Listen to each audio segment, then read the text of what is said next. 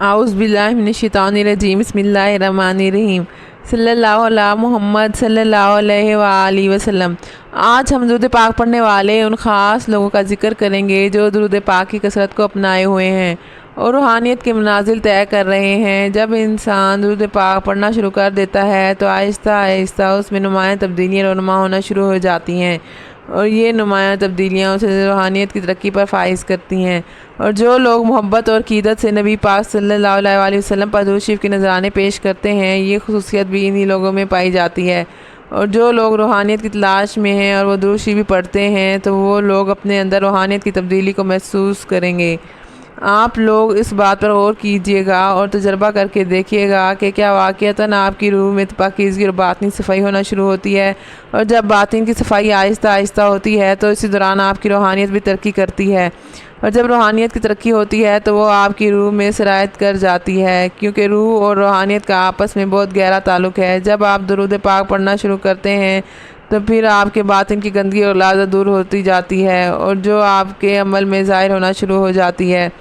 روحانیت کی ترقی کا اہم راز درود پاک سے جڑا ہے، اور جس پر ہمارے عمل کی اساس کھڑی ہے، کیونکہ درود شریف پڑھنے سے ہمارے عمل میں نمایاں تبدیلیاں رونما ہوتی ہیں۔ جب ہم لمبے عرصے کے لیے درود پاک پڑھتے ہیں تو آہستہ آہستہ ہماری روح پروان چڑھتی ہے، جسے ہم روحانیت کہتے ہیں۔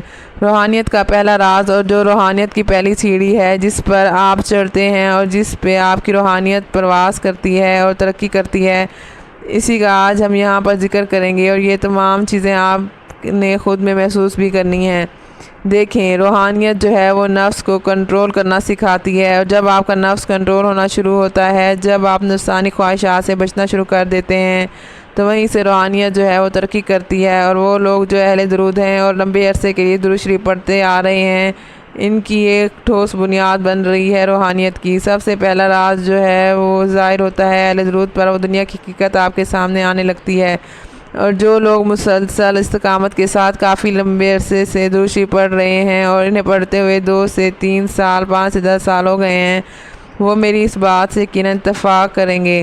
پہلا راز روحانیت کا جو آپ کے سامنے ظاہر ہوتا ہے وہ یہ ہے کہ دنیا فانی ہے، اس کی آسائشیں، رنگینیاں سب عارضی ہیں۔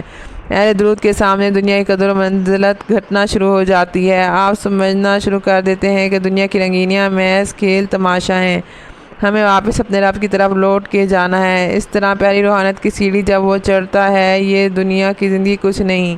اہل درود جو ہے وہ دنیا کی زندگی سے اکتا جاتا ہے، اس کے سامنے دنیا کی جتنی بھی آسائشیں اور عناصر رکھ دیے جاتے ہیں، وہ اس راز کو جان لیتا ہے کہ یہ دنیا فانی ہے اور تمام معاملات زندگی کے فانی ہیں، اور وہ اس بات کو سمجھ جاتا ہے اور غمناک نہیں ہوتا۔ اہل درود جو لوگ ہوتے ہیں وہ اس حقیقت کو پا لیتے ہیں، غم ہو یا پریشانی وہ سب عارضی ہیں۔ ہم نے کون سا ہمیشہ رہنا ہے اس دنیا میں، غم جو ہے وہ بھی ٹل جاتا ہے، وہ باقی نہیں رہتا، اس وقت نے گزر جانا ہے۔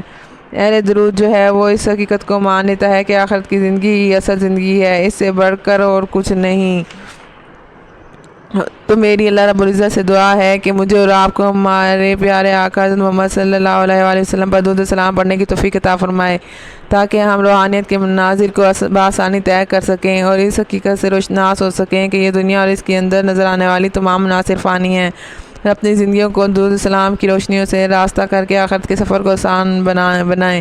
اور آخر میں، اے زندگی تیرا حق ادا ہو جائے اگر تو نام محمد پر فدا ہو جائے۔